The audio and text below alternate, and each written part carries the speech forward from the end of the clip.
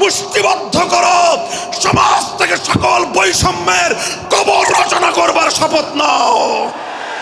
হে হতাশাগ্রস্ত জাতি, আসো আল কোরআনের কাছে, আমরা তোমাদেরকে মুক্তির বার্তা শোনাই, আমরা তোমাদেরকে সান্ত্বনার বাণী শোনাবো।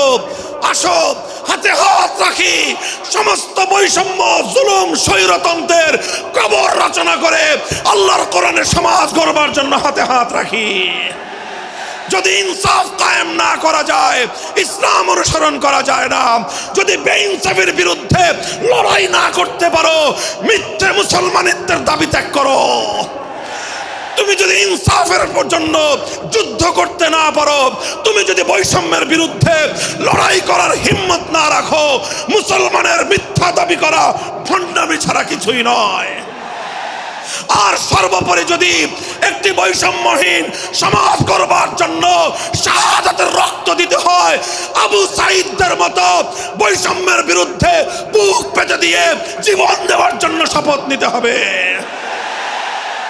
কোরআনে পাকের এক একটা আয়াত, কোরআনের এক একটা বিধান আল্লাহর জমিনে বাস্তবায়ন করার জন্য আমাদের জীবন যৌবনের বাজি লাগায় দিতে হবে, বাজি লাগায় দিতে হবে ইনশাআল্লাহ। ইনসাফ কায়েম করতে গিয়ে ছুরি যদি নিজের সন্তানের হাতের উপর দিয়ে যায়, সে হাত স্তব্ধ হয়ে যাবে না, সে হাত থমকে দাঁড়াতে পারবে না। যেখান দিয়ে ইনসাফ যাবে সেখান দিয়ে ইনসাফকে চালিয়ে দিতে হবে। এই সমাজ, এই জমিন এখন বিপ্লবী চায়।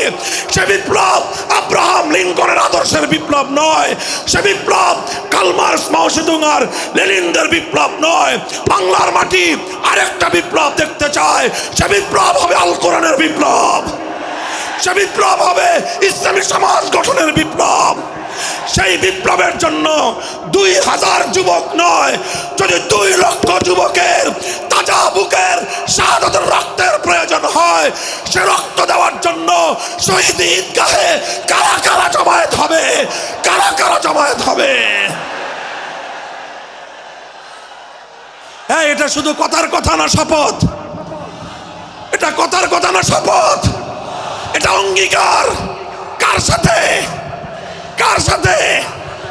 যেই অপরাধ করে মন্ত্রীর দুলাভাই ছাড়া পেয়েছে, যেই অপরাধ করার পরে এমপির শালার শাস্তি হয় নাই, যেই অপরাধ করার পরে শিল্পপতির বিচার হয় নাই, যেই অপরাধ করার কারণে রাজনৈতিক নেতার কোনো বিচার হয় নাই, একই অপরাধ দুর্বল, গরিব, অসহায় মানুষ করার পরে তার উপর আইনের শাসন 100 ভাগের জায়গায় 200 ভাগ বাস্তবায়ন করা হয়। আল্লাহ নবী বলেছেন, পৃথিবীতে ইসলাম এসেছে শুধুমাত্র ইবাদত, নামাজ, রোজার, হজ, যাকাতের বিধান বাস্তবায়নের জন্য নয়।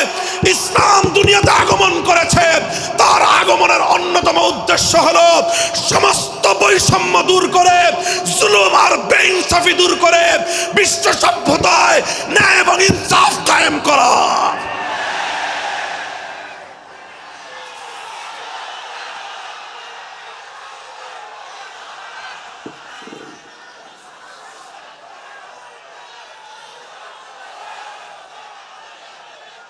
মনে রাখবেন, বৈষম্যহীন সমাজ গড়া এটা শুধু বৈষম্য বিরোধী ছাত্র নেতৃবৃন্দের দায়িত্ব নয়। বৈষম্যহীন সমাজ গড়া এটা শুধুমাত্র বৈষম্য বিরোধী ছাত্র নেতৃবৃন্দের দায়িত্ব নয়। বৈষম্যহীন সমাজ গড়া সর্বপ্রথম আল কোরআনের সৈনিকদের দায়িত্ব। বৈষম্যহীন সমাজ গড়া সর্বপ্রথম আল্লাহর নবীর সত্যিকার উম্মতদের দায়িত্ব। ওঠো, দাঁড়াও, হাত মুষ্টিবদ্ধ করো, সমাজ থেকে সকল বৈষম্যের কবর রচনা করবার শপথ নাও। মুহতারাম হাজিরিন, কথাটা খুব জায়গা লক্ষণীয়, শোনার বিষয়। যারা একটা বৈষম্যহীন সমাজ দেখতে চাও, যারা জুলুম এবং অত্যাচারে অতিষ্ঠ হয়ে গিয়েছ, যাদের জীবনকে এই ধরনের অন্যায়, অবিচার, জুলুম, শোষণ, স্বৈরতন্ত্র যাদের অন্তর হৃদয়কে জ্বালিয়ে পুড়িয়ে ছারখার করে দিয়েছে, হে হতাশাগ্রস্ত জাতি, আসো আল কোরআনের কাছে, আমরা তোমাদেরকে মুক্তির বার্তা শোনাই, আমরা তোমাদেরকে সান্ত্বনার বাণী শোনাবো। আসো হাতে হাত রাখি, সমস্ত বৈষম্য, জুলুম, স্বৈরতন্ত্রের কবর রচনা করে আল্লাহর কোরআনের সমাজ গড়বার জন্য হাতে হাত রাখি। দেখেন, আল্লাহ পাক রব্বুল আলামিন যুগে যুগে যত নবী রাসূল প্রেরণ করেছেন, যুগে যুগে যত আসমানি কিতাব আল্লাহর পক্ষ থেকে অবতীর্ণ হয়েছে, কেন হয়েছে? শুধুমাত্র মুসল্লিদের সমাজ গড়বার জন্য নয়, শুধুমাত্র রোজাদার সমাজ গড়ার জন্য নয়, অবশ্যই কোরআন এবং কিতাব নাজিল হয়েছে নামাজের জন্য, অবশ্যই কোরআন এবং কিতাব নাজিল হয়েছে রোজা, হজ, যাকাত সহ আল্লাহ পাকের যাবতীয় বিধান সমাজে বাস্তবায়ন করার জন্য। তবে একমাত্র এটাই উদ্দেশ্য নয়, বরং সমস্ত কিতাব, সমস্ত নবী রাসূল দুনিয়াতে আগমন করার অন্যতম একটা মৌলিক লক্ষ্য। কোরআনে পাকের সূরাতুল হাদীদ থেকে তেলাওয়াত করেন, অর্থ বুঝেন, মর্ম বুঝার চেষ্টা করেন। লাকাদ আরসালনা রুসুলানা বিল বায়িনাতি ওয়াল হুদা ওয়া আনজালনা মাআহুমুল কিতাবা ওয়াল মিজান লিয়াকুমান নাসু বিল কিসত। আল্লাহ কোরআন বলছে যে আমি নবী রাসূল পাঠিয়েছি, আসমান থেকে যুগে যুগে কিতাব নাজিল করেছি। এই সব কিছুর অন্যতম একটা উদ্দেশ্য হলো লিয়াকুমান নাসু বিল কিসতি। কোরআন নাজিলের উদ্দেশ্য, নবী প্রেরণের উদ্দেশ্য, শরীয়ত প্রেরণের উদ্দেশ্য, ধর্ম প্রেরণের উদ্দেশ্য হলো, অন্যতম উদ্দেশ্য হলো লিয়াকুমান নাসু বিল কিসতি। মানব সমাজ থেকে অন্যায়, অবিচার, জুলুম, শোষণ দূরীভূত করে ন্যায় এবং ইনসাফ কায়েম করা, এটাই হলো ইসলামের অন্যতম মৌলিক লক্ষ্য। যদি ইনসাফ কায়েম না করা যায়, ইসলাম অনুসরণ করা যায় না। যদি বেইনসাফের বিরুদ্ধে লড়াই না করতে পারো, মিথ্যে মুসলমানিত্বের দাবি ত্যাগ করো। তুমি যদি ইনসাফের জন্য যুদ্ধ করতে না পারো, তুমি যদি বৈষম্যের বিরুদ্ধে লড়াই করার হিম্মত না রাখো, মুসলমানের মিথ্যা দাবি করা ভণ্ডামি ছাড়া কিছুই নয়।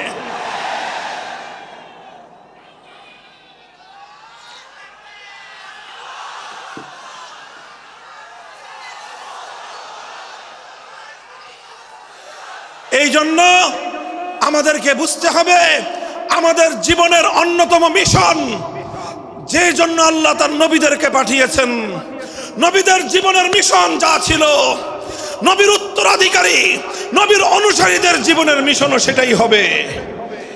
বলেন কথা ঠিক না বেঠিক? যে পথে গিয়েছে নবীদের জীবন, সে পথে যাবে আমাদের জীবন। যেটা ছিল নবীদের ভীষণ, সেটাই হবে আমাদের ভীষণ। যদি এটাই হয় সত্য কথা, এটাই যদি হয় শপথ, তবে বৈষম্যহীন সমাজ গড়বার জন্য যা করতে হয় তাই করা আমার আর তোমার জিম্মাদারি। যদি সেজন্য আমাদেরকে ঘাম ঝরাতে হয়, ঘাম ঝরানো আমাদের দায়িত্ব। আর যদি সেজন্য চোখের অশ্রু দিতে হয়, চোখের অশ্রু দেওয়া আমাদের দায়িত্ব। যদি সম্পদের কোরবানি করতে হয়, মাল সম্পদের কোরবানি করা, সেটাই আমাদের জীবনের দায়িত্ব এবং উদ্দেশ্য। আর সর্বোপরি যদি একটি বৈষম্যহীন সমাজ গড়বার জন্য শাহাদাতের রক্ত দিতে হয়, আবু সাঈদদের মতো বৈষম্যের বিরুদ্ধে বুক পেতে দিয়ে জীবন দেওয়ার জন্য শপথ নিতে হবে।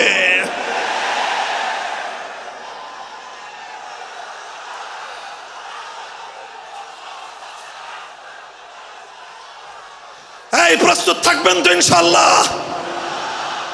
আল্লাহর নবী বললেন এই বৈষম্য চলবে না, এই বৈষম্য জাহিলিয়াত, এই বৈষম্য মূর্খতা। সমাজের মধ্যে নিজের দলের লোক অন্যায় করলে পাগার পার, বিরোধী দলের লোক অন্যায় করলে আইনের শাসনে 100 ভাগের জায়গায় 200 ভাগ। নিজেরা অপরাধ করলে সেই অপরাধীকে ছাড়িয়ে নেওয়ার জন্য সমস্ত আয়োজন। বিপক্ষ মতের লোকজন অপরাধ না করা সত্ত্বেও তাদেরকে কেচোর মতো মাটির গর্ত থেকে ধরে এনে তাদেরকে বিচারের মুখোমুখি দাঁড় করানো, অন্যায়ভাবে তাদের জীবন থেকে তাদের যৌবনের সময়গুলো কেড়ে নেওয়া, বছরের পর বছর অন্ধকার কারা প্রকোষ্ঠে তাদেরকে বন্দি করে রাখা। এই জুলুম এবং অন্যায়ের অবসান যদি না ঘটাতে পারো, পুরুষ এবং যুবক মানুষ হিসেবে আল্লাহর কাছে জবাবদিহিতার সুযোগ থাকবে না। কাজেই তাফসীরুল কোরআন শুধুমাত্র কোরআনের তেলাওয়াতের জন্য নয়, তাফসীরুল কোরআন শুধু আল্লাহর কোরআনের মর্ম বোঝানোর জন্য নয়, আল্লাহর কোরআন তেলাওয়াত করতে হবে, মর্ম বুঝতে হবে, আর তালিমে হিকমতের কর্মসূচির অধীনে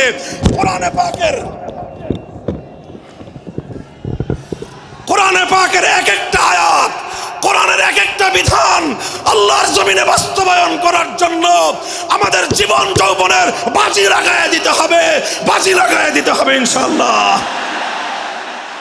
হযরত রাসূল আকরাম সাল্লাল্লাহু আলাইহি ওয়াসাল্লাম বলছিলাম, জাতির উদ্দেশ্যে প্রদত্ত মক্কা বিজয়ী মহাবীর আমিরুল মুমিনিন নবিয়ুল্লাহ খলিফাতুল্লাহ ফিল আরদ খলিফাতুল মুসলিমিন মুহাম্মদুর রাসূলুল্লাহ সাল্লাল্লাহু আলাইহি ওয়াসাল্লামের বক্তব্যের কথা আল্লাহর নবী বললেন, বৈষম্যের কারণে আল্লাহ পাক রব্বুল আলামিন পৃথিবীর বহু জাতিকে ধ্বংস করে দিয়েছেন। সুতরাং শুনে রেখো, আমার দ্বারা বৈষম্য হবে না। শুধু আমার বংশের লোক দেখে, আমার গোত্রের লোক দেখে, আমার রক্তের আত্মীয়তার সূত্রের কারণে আমি অপরাধ প্রমাণিত হওয়ার পরেও তার উপর কোরআনের বিধান বাস্তবায়ন করব না, এটা আমার দ্বারা সম্ভব নয়। এরপরে আল্লাহর নবী যেই কথাটি বললেন, সেই কথা যদি আল্লাহর নবী হাদিসে না বলতেন, তাহলে সেই কথা উচ্চারণ করতে আমাদের জিহ্বা কেঁপে উঠত, আমাদের বক্ষ প্রকম্পিত হতো। আল্লাহর নবী বললেন, ওয়াল্লাহ লাউ আন্না ফাতিমাতা বিনতা মুহাম্মাদিন সারাকাত লাকাতাতু ইয়াদাহা, ওয়াল্লাহি লাউ আন্না ফাতিমাতা বিনতা মুহাম্মাদিন সারাকাত লাকাতাতু ইয়াদাহা। শুধু আমার দাদির গোত্র, আমার বংশের ফাতেমা নামনি মহিলা নয়, আজ যদি আমি মুহাম্মদুর রাসূলুল্লাহর কলিজার টুকরা মেয়ে, আমার জীবনের সবচেয়ে আদরের সন্তান ফাতেমা যদি আজকে চুরি করে ধরা পড়তো, আমি আল্লাহর শপথ করে বলি, আমি তার হাত কেটে দিতে এতটুকু দ্বিধা করতাম না। মুহতারাম হাজিরিন, এটাই হলো তালিমে হিকমত। আল্লাহর কোরআনের বিধান বাস্তবায়ন করতে গিয়ে ছুরি যদি নিজের সন্তানের গলার উপর দিয়ে যায়, ইব্রাহিম খলিলুল্লাহর মতো ছুরি চালায় দিতে দ্বিধা করা যাবে না। যদি ইনসাফ কায়েম করতে গিয়ে ছুরি যদি নিজের সন্তানের হাতের উপর দিয়ে যায়, সে হাত স্তব্ধ হয়ে যাবে না, সে হাত থমকে দাঁড়াতে পারবে না। যেখান দিয়ে ইনসাফ যাবে সেখান দিয়ে ইনসাফকে চালিয়ে দিতে হবে। রাসূল আকরাম সাল্লাল্লাহু আলাইহি ওয়াসাল্লাম ঘোষণা করলেন, আল্লাহর আয়াত নাজিল হলো, ইয়া আইয়ুহাল্লাযীনা আমানুত্তাকুল্লাহ ওয়া যারু মা বাকিয়া মিনার রিবা ইন কুনতুম মুমিনিন। হে মুমিনগণ, সুদকে তোমরা পরিহার করো যদি ঈমানদার হয়ে থাকো। যদি ঈমানদার হয়ে থাকো, কি করো তোমরা? সুদকে পরিহার করো। কি করো? ইত্তাকুল্লাহ, তোমরা আল্লাহকে ভয় করো। ওয়াজারু মা বাকিয়া মিনার রিবা, সুদের যা অবশিষ্ট আছে এই সব কিছু তোমরা পরিহার করো। আর যদি না করো, সুদ যদি তোমরা পরিহার না করো, ফাজানু বিহারবিম মিনাল্লাহি ওয়া রাসূলিহি, আল্লাহ এবং তার রাসূলের পক্ষ থেকে যুদ্ধের ঘোষণা শুনে নাও। হে জাতি, হে মুসলিম সম্প্রদায়, আমরা তোমাদের কাছে পয়গাম পৌঁছে দিতে চাই, আল্লাহর উপর বিশ্বাসী জাতি, আল্লাহর নবীর উপর আস্থাশীল জাতি কোনোদিন সুদি কারবার করতে পারে না। সুদ ভিত্তিক অর্থ ব্যবস্থা দিয়ে তাদের সমাজ চলতে পারে না। আল্লাহর উপর বিশ্বাসীদের সমাজ যদি হয় সুদ ভিত্তিক, তার অর্থ হলো রাত দিন আল্লাহ এবং তার রাসূলের সঙ্গে তারা যুদ্ধে লিপ্ত। যেই মুসলিম জাতি আল্লাহর সাহায্য নিয়ে বিশ্বব্যাপী বিজয়ী হওয়ার স্বপ্ন দেখে, সে মুসলিম জাতি যদি স্বয়ং আল্লাহর সঙ্গে যুদ্ধে লিপ্ত থাকে, তাদের জীবনেও কল্যাণ এবং বিজয় আসার সম্ভাবনা নাই।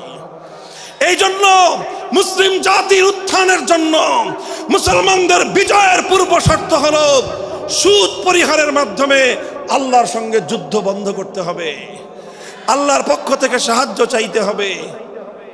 কোরআনের আয়াত, সূরা বাকারার আয়াত, এই আয়াত নাজিল হওয়ার পরে আল্লাহর নবী শুধু তেলাওয়াত করে দায়িত্ব ক্ষান্ত করেন নাই, শুধু সুদের মর্ম বুঝিয়ে নিজের দায়িত্ব ক্ষান্ত করেন নাই।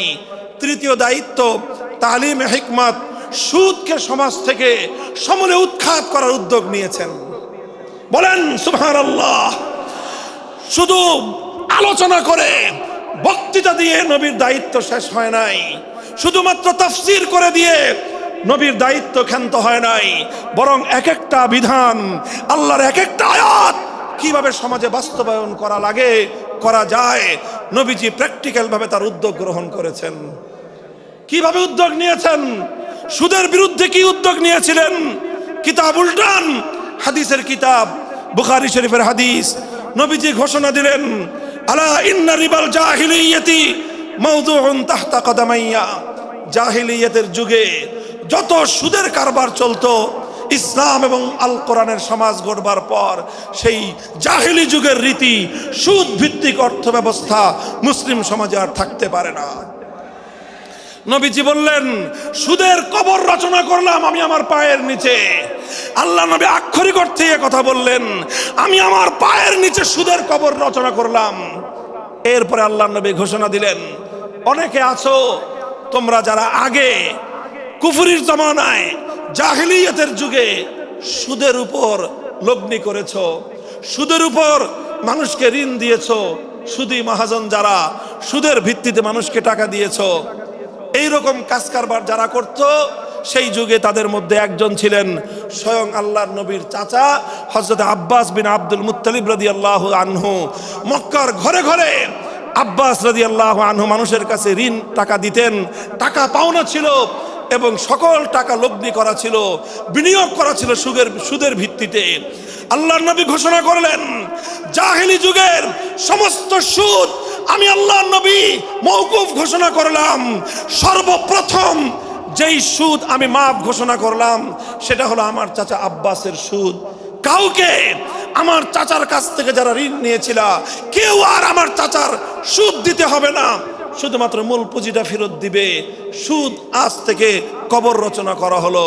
হে মুসলমান, যেই সুদের কবর রচনা করে সেই কবরের উপর ইসলামের বিজয়ের বুনিয়াদ কায়েম হয়েছিল, ইসলামের বিজয়ের কেতন উড়েছিল।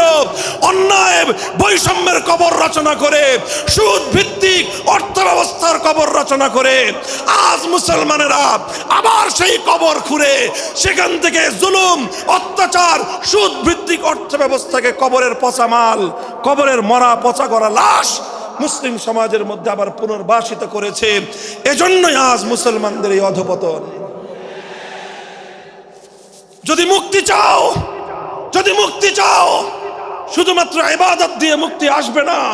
ইবাদত যেমন করতে হবে, যেরকম নামাজ, রোজা, হজ, যাকাত, তাসবিহ, তাহলিল আদায় করতে হবে, ঠিক একই ভাবে সমাজ সংস্কার করার জন্য সমাজ থেকে জুলুম দূর করতে হবে, বৈষম্য দূর করতে হবে, বেইনসাফি দূর করতে হবে, সুদ ভিত্তিক অর্থ ব্যবস্থার বিরুদ্ধে জাতীয়ভাবে ঐক্য গড়ে তুলে সুদের বিরুদ্ধে যুদ্ধ ঘোষণা করতে হবে। রাজি আছেন তো ইনশাআল্লাহ? আল্লাহ পাক তৌফিক দান করেন। হাত নামান। 3 দফা কর্মসূচি গেল, তালিমে হিকমত সর্বশেষ আলোচনা ও সমাপ্তির দিকে। নবীজির 4 নম্বর কর্মসূচি হলো ওয়া ইউআল্লিমুহুমুল কিতাবা ওয়াল হিকমাতা ওয়া ইউযাক্কিহিম। ইউযাক্কিহিম অর্থ হলো তাজকিয়া। তাজকিয়ার অনেক অর্থ। তাজকিয়া বলে শুধুমাত্র পীর মুরিদি বোঝানো হয়, তাজকিয়া বলে শুধুমাত্র তাসাউফ চর্চা বোঝানো হয়, তাজকিয়া বলে শুধুমাত্র কিছু ওজিফা আদায় করা বোঝানো হয়। তাজকিয়ার আসল সারমর্ম হলো, একটু লক্ষ্য করে বুঝেন, খুব গভীর এবং তাৎপর্যময় একটা কথা। তাজকিয়ার মূল অর্থ হলো, দেখেন কর্মসূচি ছিল কয়টা? 4টা। 1 নম্বর কর্মসূচি ছিল তেলাওয়াতে কিতাবুল্লাহ, আল্লাহর কিতাবের তেলাওয়াত। 2 নম্বর কর্মসূচি ছিল তালিমে কিতাব, কিতাবুল্লাহ, আল্লাহর কিতাবের মর্ম বোঝানো। 3 নম্বর কর্মসূচি ছিল তালিমে হিকমত, অর্থাৎ আল্লাহর কিতাবের প্রত্যেকটা বিধান, প্রত্যেকটা বিষয়কে প্র্যাকটিক্যাল আমলে পরিণত করা, কার্যে পরিণত করা। কথা ঠিক না বেঠিক? 3 নম্বর কর্মসূচি হলো শুধু আমলে পরিণত করাই দায়িত্ব শেষ নয়, বরং আমলে পরিণত করার পরেও আরো অগ্রসর হতে হবে। 4 নম্বর কর্মসূচি হলো আল্লাহর কোরআনকে নিজের আখলাক এবং নিজের চরিত্রে পরিণত করা। কোরআনকে চরিত্রে পরিণত করা, কোরআনের চরিত্র অর্জন করা। কোরআন যে আখলাকের কথা বলেছে, কোরআন যেই চরিত্রের কথা বলেছে, সেই কোরআনই চরিত্র যখন একজন মানুষ গঠন করতে পারে, এটাকেই বলা হয় তাজকিয়া, এটার নামই হলো তাসাউফ।